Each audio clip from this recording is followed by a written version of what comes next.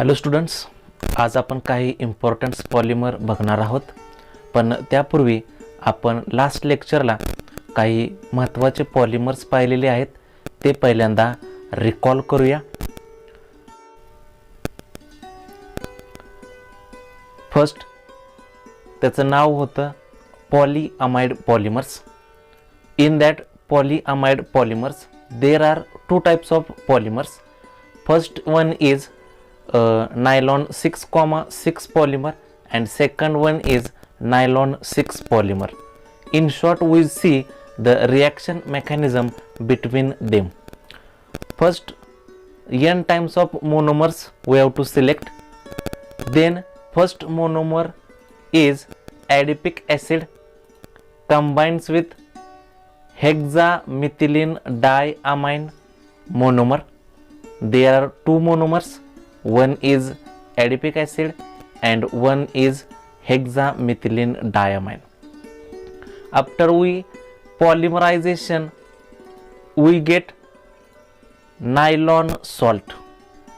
We see already nylon salt means the formation of plus and minus signs, and which undergoes polymerization and gives the C double bond O CH2 C double bond O and elimination of water molecule between OH3. इथं जो तुमचा O आणि इथं जे hydrogens आहेत ह्यांच्यामधून काय करायचं आहे, आपल्याला वॉटर मोलिक्यूल इलिमिनेट करायचं आहे. आणि ज्यावेळेस आपण वॉटर मोलिक्यूल इलिमिनेट कराल त्यावेळेस त्याच्याकडे राहणार आहे काय, फक्त नायट्रोजन आणि एक हायड्रोजन. पुढची तुमची जे CH2 6 युनिट्स आहेत, तसेच नेक्स्ट याच्यामध्ये एक नायट्रोजन, त्याच्याकडे एक हायड्रोजन आणि हा बॉन्ड असाच काय केला जातो, एक्सटेंड केला जातो कुठपर्यंत, n टाइम्स ऑफ कंपाऊंड्सपर्यंत. आणि मग अशा प्रकारे जो तुम्हाला कंपाऊंड भेटेल त्या कंपाऊंडला काय म्हटलं जातं, नायलॉन 6,6 पॉलिमर म्हटलं जातं. म्हणजे जर आपल्याला नायलॉन 6,6 पॉलिमरची रिॲक्शन विचारली तर आपल्याला अशा प्रकारे तिला काय करायचं आहे, एक्सप्रेस करायचं आहे. पहिल्यांदा मोनोमर्स घ्यायचे आहेत. ह्याच्यामध्ये दोन मोनोमर्स येतात. फर्स्ट असतो ॲडिपिक ॲसिड अँड सेकंड असतो हेक्सामेथिलीन डायमाइन. दोघांचं फक्त ॲडिशन करा, एक इंटरमिडिएट स्टेप भेटेल आणि ती इंटरमिडिएट स्टेप तुमची कुठली असते, nylon salt. After this nylon salt undergoes polymerization and then we get a nylon 6,6 polymer. In this way we have to explain nylon 6,6 polymer. Next, another polymer is nylon 6 polymer. Nylon 6 polymer जर पाहिजे असेल तर त्याच्यामध्ये जो monomer आहे तो monomer आपल्याला mention करायचा आहे. आणि ह्याच्यामध्ये जो मोनोमर येतो हा मोनोमर तुमचा कुठला असतो, इप्सिलॉन कॅप्रोलॅक्टम. आता इप्सिलॉन कॅप्रोलॅक्टम कसा तयार होतो, तर जो नायट्रोजन आहे त्या शेजारी जो कार्बन आहे तो कुठला असतो तुमचा, अल्फा, नंतर बीटा, नंतर गॅमा, नंतर डेल्टा आणि शेवटचा कुठला असतो तुमचा, इप्सिलॉन कार्बन. आणि म्हणून इथं जे तुम्हाला मोनोमर भेटेल त्या मोनोमरला काय म्हटलं जातं, इप्सिलॉन त्या मोनोमरला काय म्हटलं जातं, इप्सिलॉन कॅप्रोलॅक्टम. आणि हा जो काही इप्सिलॉन कॅप्रोलॅक्टम मोनोमर आहे हा जर आपण सिंपल पॉलिमराइज केला at certain temperature and pressure तर काय होतं याच्यामध्ये, तर रिंग ओपनिंग पॉलिमरायझेशन होतं. आता रिंग ओपनिंग पॉलिमरायझेशन म्हणजे काय, तर जे काही तुमची सायक्लिक रिंग आहे तिला फक्त काय करायचं, ओपन करायचं. मग इथून ही सायक्लिक रिंग जी आहे ती ओपन होते आणि ओपन झाल्यानंतर जो पॉलिमर भेटेल तो पॉलिमर तुमचा कुठला असतो, नायलॉन 6 पॉलिमर असतो. मग कुठून तयार करायचा बघा नायलॉन 6 पॉलिमर, समजा इथून NH, त्यानंतर पुढं बघा इथं अल्फा, बीटा, गॅमा, डेल्टा आणि इप्सिलॉन. टोटल किती CH2 आहेत तुमच्याकडे, 5. मग ते 5 CH2 असे अटॅच करायचे. नेक्स्ट राहिलं काय त्याच्याकडे फक्त, तर C आणि डबल बॉन्ड O. आणि हे कंपाऊंड्स आपण किती वेळा घेतो, n टाइम्स वेळा घेतो. आणि मग अशा प्रकारे जो तुमचा पॉलिमर तयार होईल त्या पॉलिमरला काय म्हटलं जातं, नायलॉन 6 पॉलिमर म्हटलं जातं. परीक्षेच्या दृष्टीने हे दोन पॉलिमर्स खूप महत्त्वाचे आहेत, त्यासाठी आपण त्यांना काय करतोय, रिकॉल करत आहोत. आता हे झालं आपले पॉलीअमाइड्स. नाव in today's lecture we discussing about the next important polymer. The next important polymer is polyester. आपल्याला जे नेक्स्ट पॉलिमर बघायचा आहे आणि तो नेक्स्ट पॉलिमर आहे आपला पॉलीइस्टर पॉलिमर. आता हा जो काही पॉलीइस्टर पॉलिमर आहे, in that which type of linkage is present, त्याच्यामध्ये कुठल्या प्रकारचं लिंकेज प्रेझेंट असणार आहे. Which type of structure is represented as a polyester compound, त्याच्यामध्ये जे लिंकेज आपण मेन्शन करतो त्याच्यामध्ये कुठल्या प्रकारचं स्ट्रक्चर असणार आहे ते आपल्याला बघायचं आहे. किंवा हा जो काही पॉलिमर आहे हा कोणत्या पॉलिमरायझेशन प्रोसेसमध्ये ट्रीट केला जातो, मग तो कंडेन्सेशन पॉलिमरायझ आहे का ॲडिशन पॉलिमरायझेशनमध्ये येतोय ते आपल्याला माहिती असणं गरजेचं आहे. ह्याच्यामध्ये जे मोनोमर्स आपण घेतोय ते मोनोमर्स कुठल्या टाईपचे आहेत आणि त्याचं स्ट्रक्चर कुठलं असणार आहे ते आपल्याला याच्यामध्ये काय करायचं आहे, पाहायचं आहे. किंवा हा जो काही पॉलीइस्टर नावाचे फायबर्स आहेत, म्हणजे नेमके कुठले फायबर्स असतात की त्यांना पॉलीइस्टर पॉलिमर म्हटलं जातं, हे सगळं आपल्याला काय करायचं आहे ह्या पॉलीइस्टर पॉलिमर्समध्ये पाहायचं आहे. मग ते सगळं आपण डिटेल वन बाय वन या ठिकाणी काय करतोय, एक्सप्लेन करतोय. पहिल्यांदा आपल्याला बघायचं आहे हा जो काही पॉलीइस्टर नावाचा कंपाऊंड आहे, ह्या पॉलीइस्टर नावाच्या कंपाऊंडमध्ये which type of linkage is present, म्हणजे कुठल्या प्रकारचं लिंकेज आहे ते कुठल्या प्रकारचं लिंकेज याच्यामध्ये प्रेझेंट आहे ते आपल्याला काय करायचं आहे, पहिल्यांदा आयडेंटिफाय करायचं आहे. मग हे जे काही पॉलीइस्टर पॉलिमर्स आहेत have ester linkage joining the repeating units, म्हणजे जे काय रिपीटिंग युनिट्स आपण जॉईन करतोय ह्याच्यामध्ये जे लिंकेज राहणार आहे हे लिंकेज तुमचं कुठलं असणार आहे, तर इस्टर लिंकेज असणार आहे. कारण जर आपण हा पॉलिमर बघितला पॉलीइस्टर, तर त्याच्या नावामध्येच आपण मेन्शन करू शकतोय पॉली म्हणजे आपल्याला माहीत आहे, पॉली म्हणजे काय, पॉलिमर, आणि इस्टर म्हणजे काय, तर इस्टर लिंकेज असणारा. म्हणजे ज्याच्यामध्ये इस्टर लिंकेज असेल असे सगळेच्या सगळे पॉलिमर्स आहेत की त्यांना काय म्हटलं जातं, पॉलीइस्टर म्हटलं जातं. आणि म्हणून इथं जे तुम्हाला लिंकेज घेतलं जातं ते लिंकेज तुमचं कुठल्या टाईपचं असणार आहे, तर इस्टर टाईप लिंकेज या ठिकाणी काय केलं जातं, प्रिफर केलं जातं. आता आपल्याला इस्टर टाईप लिंकेज जे आहे ह्याचं जे काही स्ट्रक्चर आहे ते स्ट्रक्चर आपल्याला पहिल्यांदा बघायचं आहे.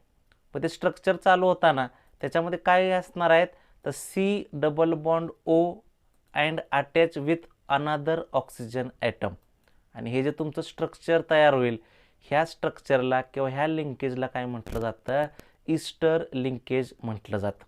म्हणजे जर इस्टरचा फंक्शनल ग्रुप बघायचा असेल तर तो फंक्शनल ग्रुप कशानं रिप्रेझेंट केला जातो, तर COOनं रिप्रेझेंट केला जातो.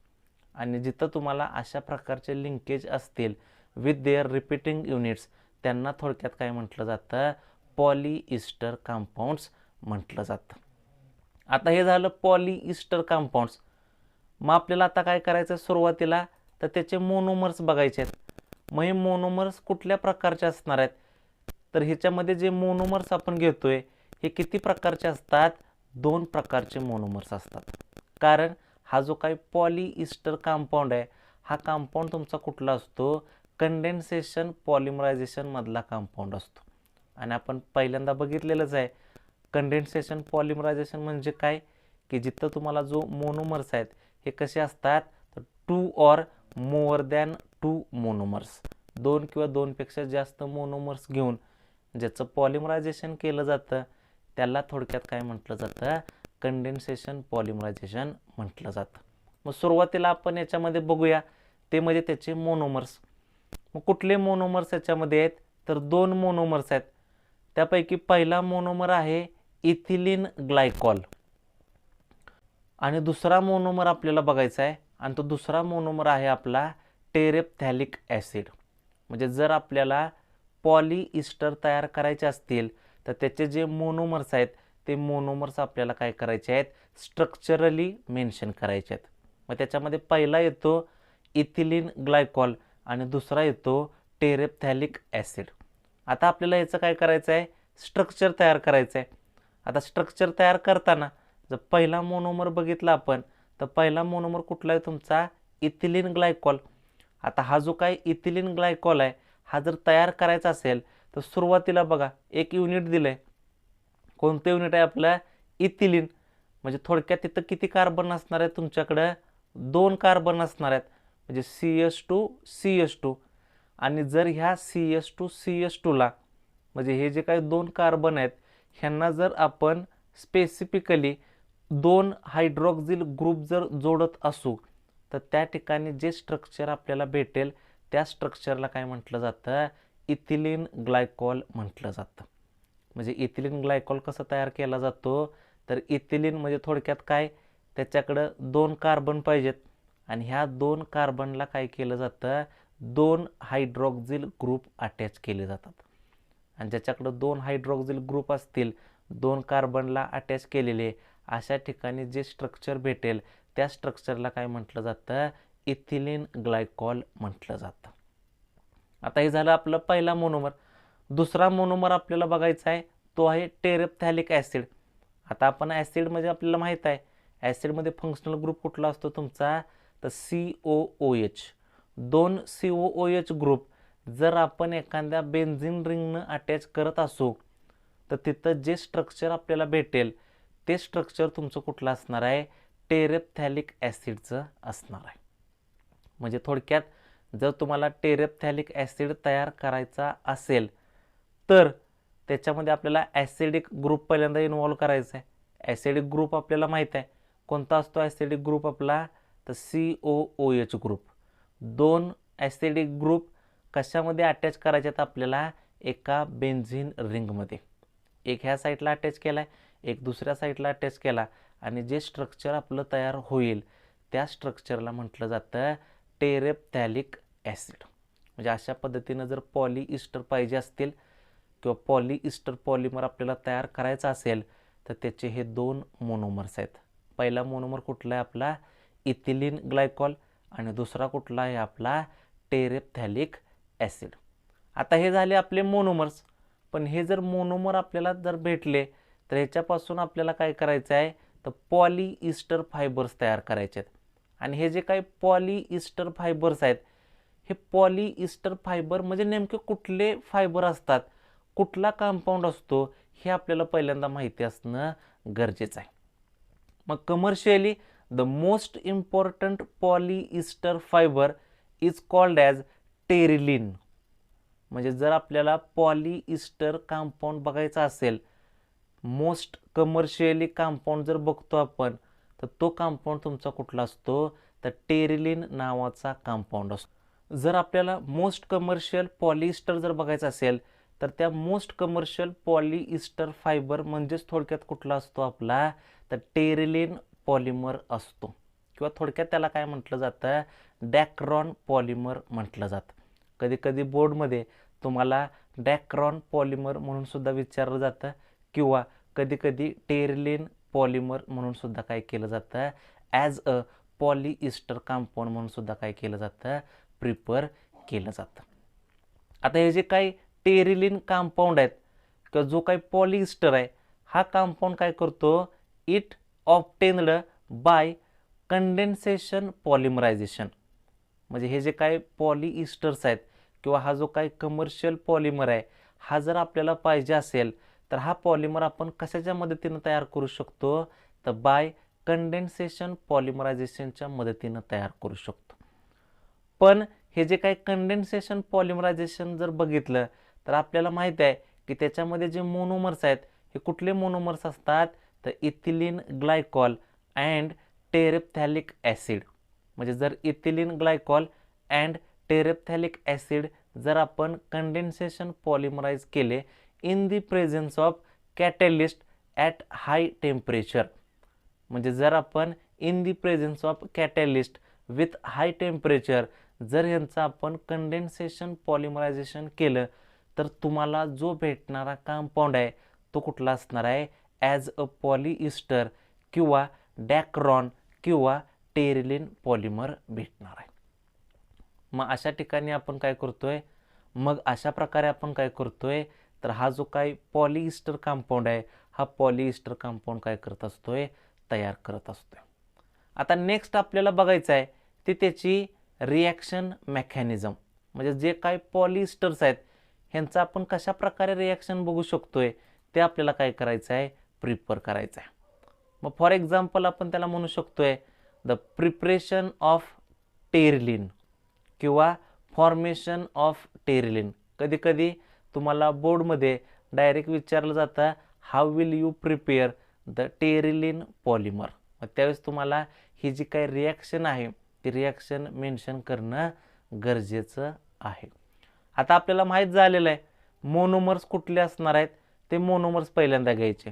पहिला मोनोमर तुमचा कुठला असणार आहे, तर 2CH2ला काय जोडणार आहे आपण, तर त्या ठिकाणी 2 OH ग्रुप जोडणार आहे आणि म्हणून त्याला थोडक्यात काय म्हटलं जातं, इथिलीन ग्लायकॉल म्हटलं जातं. हा जो काय इथिलीन ग्लायकॉल आहे हा काय करायचा, कंबाईन करायचा कुणासोबत, तर त्या ठिकाणी टेरेप्थॅलिक ॲसिड सोबत. आता टेरेप्थॅलिक ॲसिड कसं तयार करायचं आपण बघितलं, 2 ॲसिड ग्रुप आहेत हे आपण कशानं जोडतोय, तर एका बेन्झीन रिंगला जोडतोय आणि त्यानुसार जे स्ट्रक्चर भेटेल त्या स्ट्रक्चरला काय म्हटलं जातं, टेरेप्थॅलिक ॲसिड म्हटलं जातं. हे जे काही इथिलीन ग्लायकॉल आहे आणि टेरेप्थॅलिक ॲसिड आहे हे जर आपण कंडेन्सेशन पॉलिमरायझेशनमध्ये त्याला इन्व्हॉल्व केलं तर तुम्हाला जो काही भेटणारा कंपाऊंड आहे तो कंपाऊंड कुठला असतो, तर टेरिलिन कंपाऊंड असतो किंवा डॅक्रॉन असतो. पण आपल्याला माहीत आहे जर आपण यांना in the presence of catalyst with high temperature जर त्याला मेन्शन केलं किंवा त्याचं कंडेन्सेशन केलं तर तिथं काय होणार आहे, तुम्हाला ह्या 2 मॉलिक्युल्समधून जर आपण कंडेन्सेशन केलं तर तुम्हाला काय एलिमिनेट होणार आहे, तर एक स्मॉल मॉलिक्यूल एलिमिनेट होणार आहे. आणि तो स्मॉल मॉलिक्यूल कुठला असतो तुमचा, तर समजा इकडचा जर H घेतला आणि ह्याचा जर OH घेतला तर त्याच्यातून काय एलिमिनेशन होणार आहे, आपलं H2O नावाचा कंपाऊंड आहे. हा H2O नावाचा कंपाऊंड काय होतो, एलिमिनेट होत असतोय.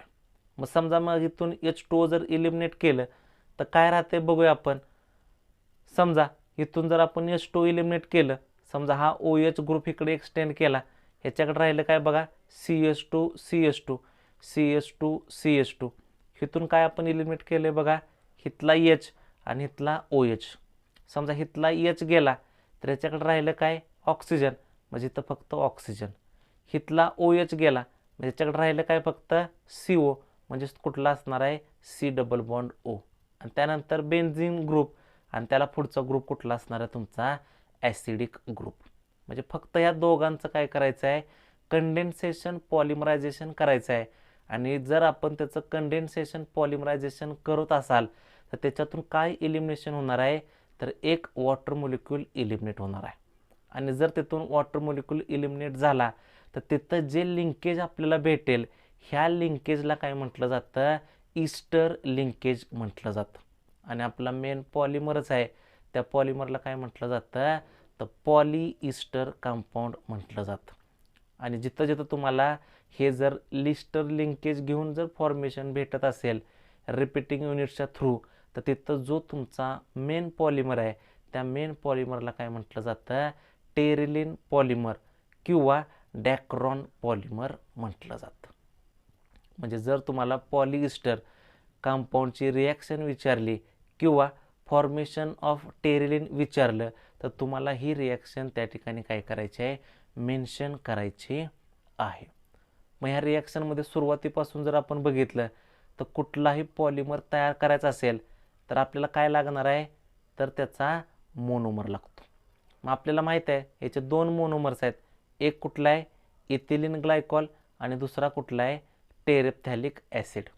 इथिलीन ग्लायकॉल कसा तयार करायचा आहे किंवा टेरेप्थॅलिक ॲसिड कसं तयार करायचं आहे हे आपण ऑलरेडी बघितलेलं आहे. जस्ट या दोघांचं काय करायचं आहे, आपल्याला कंडेन्सेशन करायचं आहे at high temperature with catalyst. म्हणजे कॅटॅलिस्टच्या प्रेझन्समध्ये, हाय टेम्परेचरच्या प्रेझन्समध्ये दोघांचं फक्त काय करा, कंडेन्सेशन करा. आता कंडेन्सेशन करताना आपल्याला माहीत आहे कंडेन्सेशन करताना काय होणार आहे, 2 कंपाऊंड्स आपण मिक्स करताना त्याच्यातून काय झालं पाहिजे, एक स्मॉल मॉलिक्यूल इलिमिनेट झाला पाहिजे. आणि जर तिथं स्मॉल मॉलिक्युल्स ॲज अ वॉटरच्या फॉर्ममध्ये जर इलिमिनेट झाला तर तुम्हाला त्याच्यामध्ये जे लिंकेज भेटतंय ते लिंकेज कुठलं आहे बघा, OCO. आणि हे लिंकेज आपण सुरुवातीलाच बघितलं होतं. ह्या लिंकेजला काय म्हटलं जातं, ईस्टर लिंकेज म्हटलं जातं. आणि त्यानंतर जर तुमचा कंपाऊंड तयार होत असेल तर त्या कंपाऊंडला काय म्हटलं जातं, टेरिलिन ॲज अ पॉलीईस्टर कंपाऊंड म्हटलं जातं. अशा पद्धतीनं हे जे काही रिॲक्शन आहे फॉर्मेशन ऑफ टेरिलिन हे आपल्याला काय करायचं आहे, पाहायचं आहे. नेक्स्ट आपण बघतोय ते आहे त्याच्या प्रॉपर्टीज आणि युजेस. म्हणजे जो तुमचा टेरिलिन नावाचा कंपाऊंड आहे, ह्या टेरिलिन नावाच्या कंपाऊंडच्या आपण काय करतोय, प्रॉपर्टीज आणि त्याचे युजेस आपल्याला काय करायचे आहेत, बघायचे आहेत. मग याच्यामध्ये आपण पहिलं बघूया property. Terylene has relatively high melting point. म्हणजे जो काही टेरिलिन नावाचा कंपाऊंड आहे ह्याचा मेल्टिंग पॉईंट जर बघितला आपण तर हा मेल्टिंग पॉईंट रिलेटिवली कसा असतो तुमचा, हाय मेल्टिंग पॉईंट असतो. आणि हा किती असतो, जवळपास तो 265 डिग्री सेंटीग्रेड एवढा काय केला जातो, मेन्शन केला जातो. अजून याची काय प्रॉपर्टी आहे, and is resistant to chemicals and waters. म्हणजे हा काय करतो, it resistant to chemicals and water. म्हणजे अशा प्रकारे आपण त्याची काय करतोय, ही पहिली प्रॉपर्टी आहे की त्याच्या ज्या काही प्रॉपर्टीज आहेत त्या प्रॉपर्टीज मेन्शन करतोय. मग पहिल्यांदा आपण काय म्हणू शकतोय, जो काही टेरिलिन कंपाऊंड आहे हा कंपाऊंड कसा आहे आपला, रिलेटिवली हाय मेल्टिंग पॉईंट असणारा कंपाऊंड आहे. अजून काय म्हणू शकतो त्याच्याबद्दल आपण, it resistant to chemicals and water. Chemicals आणि वॉटर्सला काय केलं जातं, रेजिस्टंट करणारा हा जो कंपाऊंड काय केला जातो म्हणून मेन्शन केला जातो. आता हे जे काय टेरिलिन कंपाऊंड आहे ह्याचे युजेस आपण बघूया. मेनली हा कुठं यूज केला जातो ते आपल्याला काय करायचं आहे, बघायचं आहे. It is used for making wrinkle free fabrics. म्हणजे जे काही व्रिंकल फ्री फॅब्रिक्स असतात हे जर तयार करायचे असतील तर जास्तीत जास्त काय केलं जातं, टेरिलिन नावाचा जो काही कंपाऊंड आहे हा टेरिलिन कंपाऊंड काय केला जातो, यूज केला जातो. बाय ब्लेंडिंग विथ कॉटन किंवा त्याला आपण काय म्हणू शकतोय, टेरिकॉट अँड वूल किंवा त्यालाच आपण काय म्हणू शकतोय, terry wool. It is also used in glass reinforcing material in safety helmets. Safety हेल्मेट्समध्ये सुद्धा काय केलं जातं, त्या ठिकाणी अशा प्रकारचं जे काही टेरिलिन पॉलिमर आहे हा टेरिलिन पॉलिमर काय केला जातो, आपण यूज केला जातो. अजून आपण त्याचा यूज बघूया. अजून कशासाठी त्याचा वापर केला जातो, तो it is used for making many articles like bottles, jams, packaging of containers. म्हणजे बऱ्याच ठिकाणी आपण काय करू शकतोय, तर ह्या ठिकाणी जे काही टेरिलिन नावाचा कंपाऊंड आहे हा टेरिलिन नावाचा कंपाऊंड काय करू शकतोय, वापरू शकतोय. म्हणजे कशा कशासाठी, for making many articles like bottles, jams, packaging containers यांच्यासाठी आपण काय करू शकतो, त्याचा वापर करू शकतोय. नेक्स्ट जर बघितलं तर PET is the most common thermoplastic. म्हणजे हा जो काही PET नावाचा जो काही कंपाऊंड आहे हा काय आहे, तर मोस्ट कॉमन थर्मोप्लास्टिक म्हणून काय केला जातो, यूज केला जातो. आणि जर त्याचा ट्रेड नेम बघितला आपण पॉलीइस्टरमध्ये तर त्या ट्रेड नेमला काय म्हटलं जातं, तर पॉलीइथिलीन टेरेप्थॅलेट. म्हणजे हा जो काही PET हा जो काही कंपाऊंड आहे हा कशावरती स्टँड आहे, तर पॉलीइथिलीन टेरेप्थॅलेट नावाच्या कंपाऊंडवरती. त्याचा जर लॉंग फॉर्म आपण बघितला तर हा लॉंग फॉर्म कुठला असतो, तर पॉलीइथिलीन टेरेप्थॅलेट हा त्याचा काय आहे, लॉंग फॉर्म आहे. आणि हा काय आहे, तर मोस्ट थर्मोप्लास्टिक कंपाऊंड म्हणून काय केला जातो, प्रिफर केला जातो. म्हणजे अशा पद्धतीने त्याचे ज्या काही प्रॉपर्टीज आहेत आणि ज्या काही युजेस आहेत त्या युजेस आपल्याला काय करायचे आहेत, मेन्शन करायच्या आहेत.